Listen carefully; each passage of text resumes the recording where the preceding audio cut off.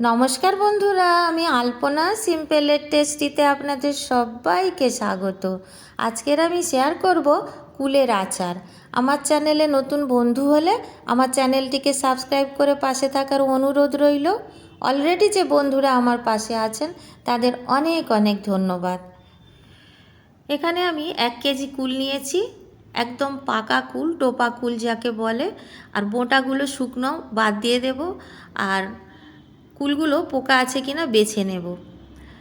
প্রত্যেকটা কুল বেছে নিতে হবে। এখানে গরম জল আমি আগের থেকে হতে দিয়েছি কড়াইতে, আর কুলগুলো বেছে নিয়েছি। দেখুন, যে কটা কুল খারাপ ছিল বা পোকা ছিল আমি বাদ দিয়ে দিয়েছি, বোঁটাগুলো খুলে বাদ দিয়ে দিয়েছি।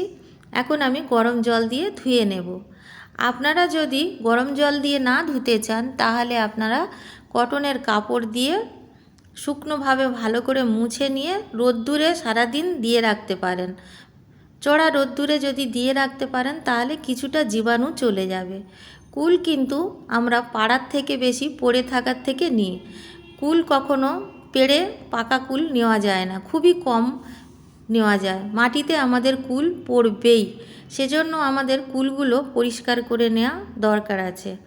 আমি এইভাবে গরম জল দিয়ে পরিষ্কার করে নিচ্ছি, কেন কি আমরা তো সেদ্ধ করবই কুলগুলো। আমি এখন গরম জল দিয়ে কুলগুলো পরিষ্কার করে নিয়েছি, আর কড়াইতে আমি কিছুটা জল রেখে দিয়েছি সেদ্ধ করার জন্য। এখানে আমি 2 কাপ মতো জল রেখেছি, তার মধ্যে আমি এখন কুলগুলো দিয়ে দেব।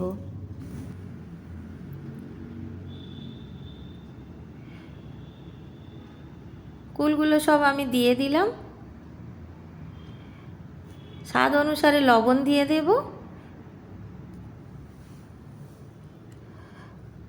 আর 1 চায়ের চামচের 3 ভাগের 1 ভাগ আমি দিয়ে দিলাম হলুদ গুঁড়ো। ভালো করে জলের সাথে মিশিয়ে নেব, আর ঢাকা দিয়ে দেব। যখন 4 থেকে 5 মিনিট সেদ্ধ হয়ে যাবে তখন কিন্তু কুলটা উপচে পড়ে যেতে পারে ঢাকা থাকলে, সেজন্য একবার নাড়াচাড়া করে দিতে হবে। আমি ঢাকা খুলে 5 মিনিট পরে নাড়াচাড়া করে দিচ্ছি। আবারও ঢাকা দিয়ে দেব যাতে ভালো করে সেদ্ধ হয়। ততক্ষণে আমি আচারের জন্য মশলা রেডি করে নেব। আমি গ্যাসের চুলায় বসিয়ে দিয়েছি একটা ফ্রাইং প্যান, দিয়ে দিয়েছি 6টা শুকনো লঙ্কা, 1 টেবিল চামচ ধনিয়া, 2 টেবিল চামচ মৌরি দিয়েছি, 1 টেবিল চামচ জিরা দিয়ে দিলাম, সাদা জিরা। আর এখানে দিয়ে দিচ্ছি মেথি দানা হাফ চায়ের চামচ, আর গোলমরিচ দিয়ে দিলাম হাফ চায়ের চামচ। হাফ চায়ের চামচ আমি এখানে সর্ষে দিয়ে দিয়েছি। মিডিয়াম টু লো ফ্লেমে রেখে মশলাটা রোস্ট করে নেব বা শুকনো খোলায় ভেজে নেব।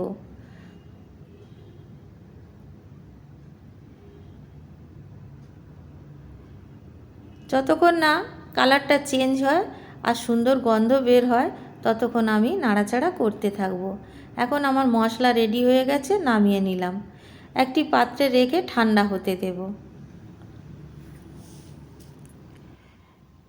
এখন মশলাটা ঠান্ডা হয়ে গেছে, একটা মিক্সার জারে দিয়ে গুঁড়ো করে নেব। মশলাটা আমরা খুব মিহি করে বাটবো না বা গুঁড়ো করব না, মশলাটা একটু দানা দানা রাখতে হবে।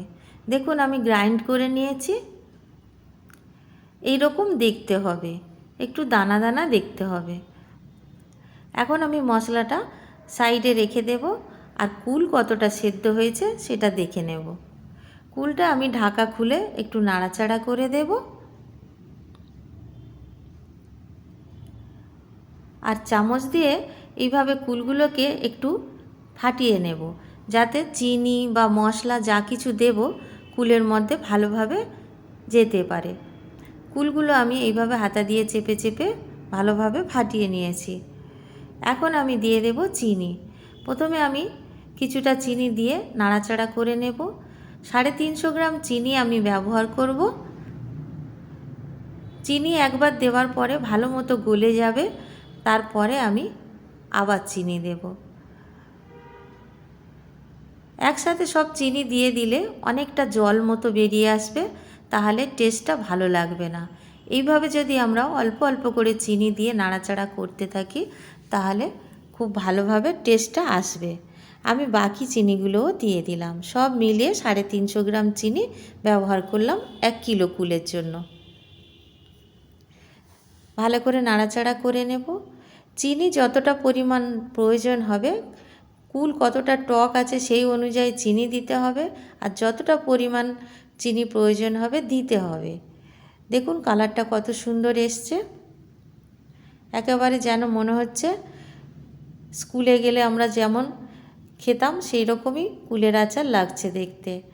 আমি এখন 2 টেবিল চামচ এখানে গুঁড়ো করে রাখা মশলা দিয়ে দিলাম। ভালো করে নাড়াচাড়া করে দেব। সব শেষে আমি আসল মশলা দেব। এখন আমি ভালো করে নাড়াচাড়া করে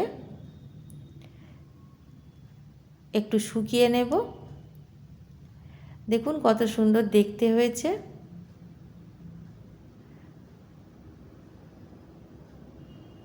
এখন আমি কুলটা নামিয়ে রেখে দেব আর একটা ফ্রাইং প্যান বসিয়ে দেব। ফ্রাইং প্যানের মধ্যে 3 টেবিল চামচ সর্ষের তেল দিয়ে দেব, আর সর্ষের তেলটা খুব ভালো করে গরম করে নেব। তেলটা গরম হয়ে যাওয়ার পরে দিয়ে দেব একটা এলাচ, ছোট এলাচ দিয়েছি, আর 1 টুকরো দারচিনি দিয়েছি। 1 চায়ের চামচ 5 ফোড়ন দিলাম, একটু নাড়াচাড়া করে দেব। দিয়ে দেব 3টে শুকনো লঙ্কা ফাটিয়ে। ছোট লঙ্কা তাই 3টে দিয়েছি, বড় থাকলে 2টোও দিতে পারেন। লঙ্কাটা দেবার পরে নাড়াচাড়া করে 5 ফোড়নটা তেলের মধ্যে খুব সুন্দর করে ভেজে নিয়েছি। এখন আমি নামিয়ে নিয়ে আচারের মধ্যে দিয়ে দেব। এইভাবে যদি আমরা সর্ষের তেল দিয়ে রাখি তাহলে আচারটা সারা বছর ভালো থাকবে। কোনো ভিনিগারও দেওয়ার প্রয়োজন হবে না বা এক্সট্রা তেঁতুলের কাঠ দেওয়ারও প্রয়োজন হবে না। এইভাবে যদি সর্ষের তেল আমরা গরম করে দিতে পারি। ভাজা মশলা আমি 1 টেবিল চামচ আরও দিয়ে দিলাম। আর বিট নুন আমি এখানে 1/2 চামচ দিলাম। আগেও আমি লবণ দিয়েছি, সেই অনুযায়ী আমাদের লবণ দিতে হবে। আর বিট নুন ছাড়া কুলের আচার অসম্পূর্ণ। কুলের আচারে বিট নুন দিতেই হবে, তবেই ভালো টেস্ট আসবে। আর দেখুন আচার আমাদের রেডি হয়ে গেছে। আমি এখন একটি পাত্রে ঠান্ডা হতে দেব। একেবারে ঠান্ডা হয়ে গেলে তবেই কিন্তু বয়েমে বা জারে রাখতে হবে। আমরা যদি গরম গরম যদি জারে ভরে নিই তাহলে কিন্তু নষ্ট হয়ে যেতে পারে আচার। আর যেমনভাবে আমরা বাজার থেকে কিনে খাই সেইভাবে আমি সার্ভ করছি। আমি আপনাদের খেয়ে বলবো কেমন খেতে হয়েছে। আমি বিট নুন ওপর দিয়ে একটুখানি দিয়ে দিলাম, তাতে আরও বেশি টেস্ট লাগবে। কাঠের এই রকম ছোট চামচ দিয়ে খেতে দারুণ লাগবে। এত সুন্দর টেস্ট হয়েছে বন্ধুরা, শুরু করলে থামতেই পারবেন না। বাড়িতে বানাবেন, কেমন লাগলো কমেন্ট করে জানাবেন। রেসিপি যদি ভালো লাগে লাইক করবেন, শেয়ার করবেন। নতুন বন্ধু হলে সাবস্ক্রাইব করতে ভুলবেন না যেন। আজকের এই পর্যন্ত, দেখা হবে পরের ভিডিও নতুন কোনো রেসিপির সঙ্গে। সুস্থ থাকবেন, ধন্যবাদ, নমস্কার।